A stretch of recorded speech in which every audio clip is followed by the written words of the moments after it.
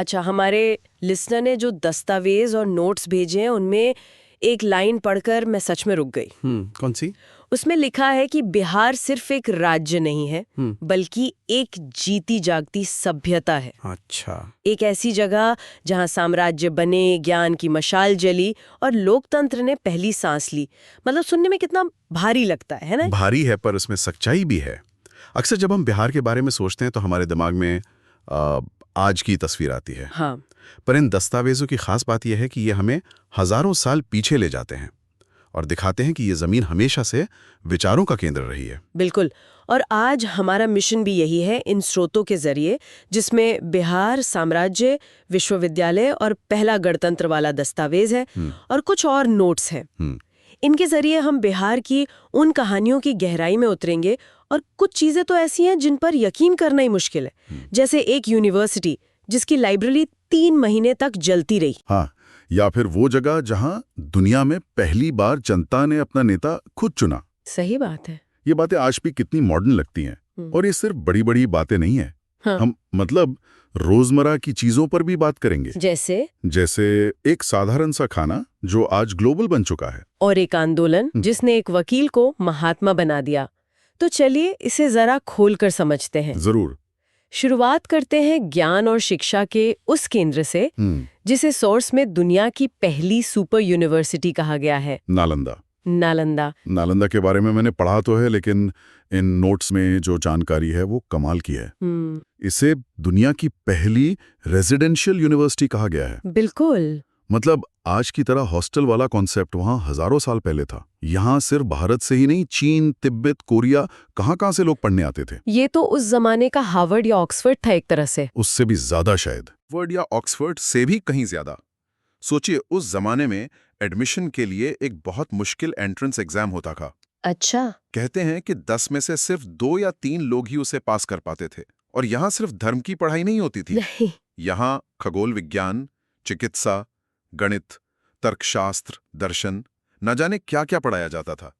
ये ज्ञान का एक पूरा शहर था। और सबसे चौंकाने वाली बात है इसकी लाइब्रेरी की कहानी। सोर्स में लिखा है कि जब आक्रमणकारियों ने इसे जलाया, हाँ, तो इसकी लाइब्रेरी, जिसे धर्मगंज कहते थे, वो 3 महीने तक जलती रही। 3 महीने? 3 महीने। मैं ये कल्पना करने की कोशिश कर रही हूँ कि वहाँ कितनी किताबें, कितनी पांडुलिपियां रही होंगी। ये सिर्फ किताबों का जलना नहीं था, ये उस दौर के कलेक्टिव ह्यूमन नॉलेज का एक बहुत बड़ा हिस्सा हमेशा के लिए खो जाना था। सोचिए, आज हमें यूनान के दार्शनिकों के बारे में पता है क्योंकि उनकी किताबें बच गईं। नालंदा में न जाने कितने आर्यभट्ट और चाणक्य रहे होंगे जिनके विचार, जिनकी खोजें हैं, सब उस आग में राख हो गए। हाँ, हमेशा के लिए। उस नुकसान का अंदाजा लगाना भी नामुमकिन है। क्या नालंदा अकेला ऐसा केंद्र था या बिहार में और भी ऐसी जगह थी? बहुत अच्छा सवाल है। नालंदा सबसे बड़ा और सबसे मशहूर था, लेकिन अकेला नहीं। अच्छा। 7वीं सदी में आए चीनी यात्री ह्वेनसांग ने अपने लेखों में बिहार को ज्ञान की राजधानी कहा है। ज्ञान की राजधानी? हाँ, ये कोई छोटी उपाधि नहीं है। बोध गया तो था ही जहां बुद्ध को ज्ञान मिला। इसके अलावा विक्रमशिला जैसी यूनिवर्सिटीज भी थीं। इन नोट्स में केसरिया स्तूप का भी जिक्र है, जो एशिया का सबसे ऊंचा बौद्ध स्तूप माना जाता है। अरे वाह! ये सब इस बात का सबूत है कि बिहार सिर्फ एक राजनीतिक ताकत नहीं, बल्कि एक intellectual and spiritual power house था। उस जमाने का ज्ञान का सिलिकॉन वैली कह सकते हैं। बिल्कुल सही। ये कमाल की बात है कि एक ही जगह ज्ञान का इतना बड़ा केंद्र भी थी।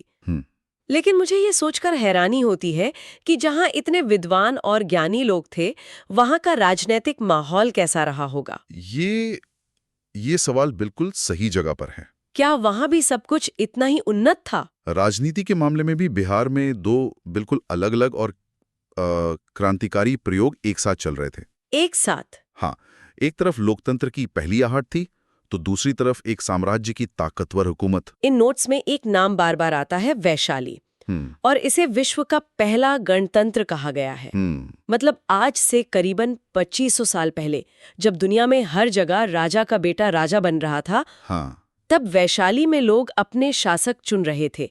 ये कैसे मुमकिन था? हाँ, इसे लोकतंत्र का जन्म स्थान कहना आकर्षक है, लेकिन हमें यह भी ध्यान रखना चाहिए कि ये आज के 1 पर्सन 1 वोट जैसा लोकतंत्र नहीं था। अच्छा, तो कैसा था? ये एक तरह का कुलीन तंत्र या ओलिगार्की थी, जहां सिर्फ कुछ शक्तिशाली कुलों के प्रमुख ही मिलकर फैसले लेते थे। मतलब आम आदमी को वोट देने का हक नहीं था। नहीं था। फिर भी वंशानुगत राजतंत्र के उस दौर में ये विचार कि शासन योग्यता और सहमति से चलना चाहिए, जन्म से नहीं। ये अपने आप में एक बहुत बड़ी और क्रांतिकारी बात थी। बिल्कुल। लेकिन यहीं पर कहानी में एक दिलचस्प मोड़ आता है। आपने कहा 2 अलग प्रयोग चल रहे थे। हाँ। तो एक तरफ ये गणतंत्र था और दूसरी तरफ था मगध। मगध, प्राचीन दुनिया का सुपर पावर। अगर वैशाली एक छोटा आदर्शवादी स्टार्टअप था, तो मगध एक विशालकाय मल्टीनेशनल कॉरपोरेशन की तरह था। हाँ, क्या तुलना है। यहीं से चंद्रगुप्त मौर्य, बिंदुसार और सम्राट अशोक जैसे शासकों ने राज किया। इनकी राजधानी पाटलिपुत्र यानी आज का पटना, हाँ, उस समय दुनिया के सबसे व्यवस्थित और आधुनिक शहरों में से एक मानी जाती थी। तो एक ही जमीन पर एक ही समय में एक गणतंत्र और एक साम्राज्य, ये दोनों एक साथ कैसे चल रहे थे? इनकी बीच टकराव नहीं होता था? होता था। बहुत अच्छा सवाल है। असल में इनके बीच लगातार टकराव चलता था। ये इतिहास का एक क्लासिक कॉन्फ्लिक्ट है, एक केंद्रीकृत साम्राज्य की विस्तारवादी ताकत और एक छोटे लोकतांत्रिक राज्य के आदर्शों के बीच। और जीता कौन? आखिरकार मगध की सैन्य शक्ति वैशाली पर भारी पड़ी और उसने वैशाली को अपने साम्राज्य में मिला लिया। लेकिन वैशाली का विचार खत्म नहीं हुआ। वो विचार जिंदा रह गया। हाँ, वो विचार भारतीय सोच में हमेशा के लिए जिंदा रह गया। और मगध को सुपर पावर कहने की वजह सिर्फ उसकी सेना नहीं थी, है ना? बिल्कुल नहीं। असली ताकत थी उसके प्रशासन में।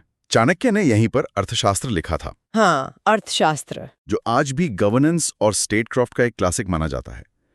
उन्होंने जो टैक्स कलेक्शन, जासूसी और ब्यूरोक्रेसी का सिस्टम बनाया था, वो इतना असरदार था कि उसकी छाप आज भी भारत की प्रशासनिक व्यवस्था में कहीं ना कहीं दिख जाती है। मतलब ये सिर्फ एक साम्राज्य नहीं बल्कि स्टेटक्राफ्ट की सबसे बड़ी प्रयोगशाला थी। बिल्कुल सही कहा। तो ये जमीन प्राचीन काल में ज्ञान और राजनीति की प्रयोगशाला थी। और दिलचस्प बात यह है कि आधुनिक भारत में भी ये एक बहुत बड़े राजनीतिक प्रयोग की जमीन बनी। आप चंपारण की बात कर रही हैं? हाँ, 1917 का चंपारण सत्याग्रह। हाँ, और ये गांधी के लिए एक टर्निंग पॉइंट था।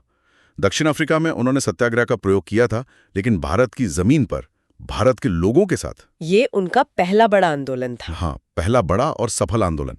इसने ही उन्हें पूरे भारत में एक राष्ट्रीय नेता के तौर पर स्थापित किया है। चंपारण के नील किसान अंग्रेज बागान मालिकों के अत्याचार से परेशान थे। तिनकठिया प्रणाली। हाँ, उन्हें अपनी सबसे अच्छी जमीन पर जबरदस्ती नील उगाना पड़ता था और बदले में उन्हें कुछ नहीं मिलता था। उनकी हालत गुलामों जैसी थी। और तब राजकुमार शुक्ल नाम के काम किसान ने ठान लिया कि वो गांधी को चंपारण लेकर आएंगे। वो उनके पीछे पीछे लखनऊ से लेकर कानपुर और अहमदाबाद तक गए। बिल्कुल, गांधी ने शुरू में मना भी किया, लेकिन राजकुमार शुक्ल की जिद के आगे उन्हें झुकना पड़ा। जब गांधी चंपारण पहुंचे और उन्होंने हजारों किसानों की आंखों में बेबसी और डर देखा, तो उन्होंने तय कर लिया कि वो यहीं रुकेंगे। हाँ, और यहीं से एक वकील मोहनदास करमचंद गांधी के महात्मा बनने का सफर सही मायनों में शुरू हुआ। बिल्कुल, ये सिर्फ अंग्रेजों के खिलाफ एक आंदोलन नहीं था, ये भारत के सबसे गरीब और दबे कुचले इंसान को ये एहसास दिलाने की शुरुआत थी कि उसकी भी एक आवाज है। और अगर वो एक साथ खड़े हो जाएं, तो सबसे बड़ी ताकत को भी झुका सकते हैं। सही बात है। और क्रांति की इन बड़ी बड़ी कहानियों के साथ साथ बिहार की सांस्कृतिक पहचान भी उतनी मजबूत है। बिल्कुल, जब हम संस्कृति की बात करते हैं तो खाने का जिक्र तो आएगा ही। लिट्टी चोखा। हाँ, सोर्स में बताया है कि कैसे ये मूल रूप से सैनिकों और मजदूरों का खाना था। बनाने में आसान, बेहद पौष्टिक, और इसे आप बिना किसी बर्तन के कहीं भी आग जलाकर बना सकते हैं और ये लंबे समय तक खराब भी नहीं होता। और आज देखिए, ये दिल्ली, मुंबई के फैंसी रेस्टोरेंट से लेके विदेशों तक पहुंच गया है ना? लेकिन इसका जो असली स्वाद है वो आज भी गांव में मिलता है। मैंने एक बार इसे गांव में बनते देखा है। कैसा होता है? वो गोबर के उपले की धीमी आंच पर सिकता है। जो सौंधी खुशबू उस धुएं से लिट्टी में आती है, वो आप किसी भी मॉडर्न ओवन या रेस्टोरेंट में नहीं पा सकते। अच्छा, वो सिर्फ एक डिश नहीं, एक पूरा अनुभव है। ये बिहार की सादगी और जमीन से जुड़े होने का प्रतीक है। खाने से याद आया, यहाँ के मेलों का भी जिक्र है। सोनपुर मेला। हाँ, सोनपुर। इसे दुनिया के सबसे बड़े पशु मेलों में से एक बताया गया है।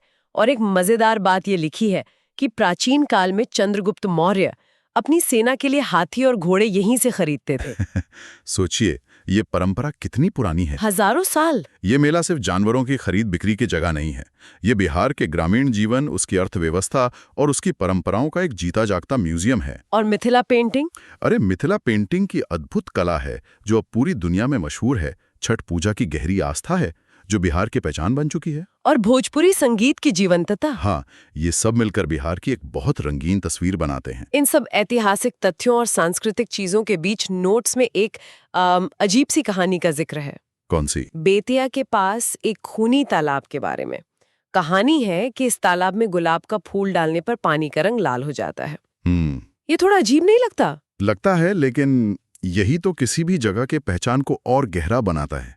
इतिहास सिर्फ वो नहीं होता जो किताबों में दर्ज है। सही बात है। इतिहास वो भी होता है जो लोक कथाओं में, लोगों की बातों में और ऐसी रहस्यमयी कहानियों में जिंदा रहता है। तो इसके पीछे कोई वैज्ञानिक कारण हो सकता है? हो सकता है, शायद पानी में किसी मिनरल की वजह से ऐसा होता हो, लेकिन वो कारण जानना उतना जरूरी नहीं है जितना ये समझना कि ये कहानी वहाँ के लोगों के लिए क्या मायने रखती है। बिल्कुल, ये दिखाता है कि लोगों का अपनी जमीन से रिश्ता सिर्फ तार्किक नहीं बल्कि भावनात्मक भी है। एक तरफ नालंदा और मगध का गौरवशाली दस्तावेजी इतिहास है और दूसरी तरफ खूनी तालाब जैसी लोक कथाएं हैं। और ये दोनों मिलकर ही बिहार की पूरी कहानी कहते हैं। तो चलिए आज की इस पूरी बातचीत को समेटते हैं।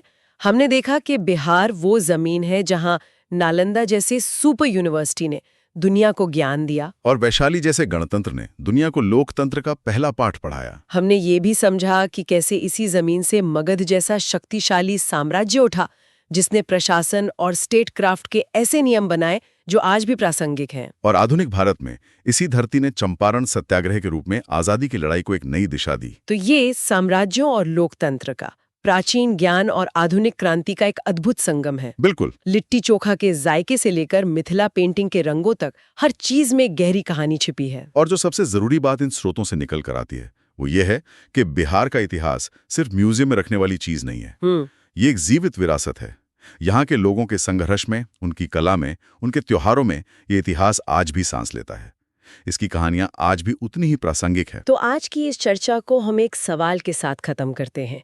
एक ऐसा सवाल जो इन स्रोतों पर ही आधारित है, लेकिन जिसका जवाब हमें और हमारे लिसनर को साथ मिलकर सोचना है। सवाल ये है कि अगर नालंदा का ज्ञान और उसकी तर्क वितर्क की परंपरा, वैशाली का लोकतांत्रिक विचार और मगध का कुशल प्रशासन, अगर ये तीनों चीजें आज की दुनिया में उसी ताकत और प्रभाव के साथ जिंदा होती, तो आज हमारी दुनिया का शैक्षिक और राजनीतिक नक्शा कैसा दिखाई देता?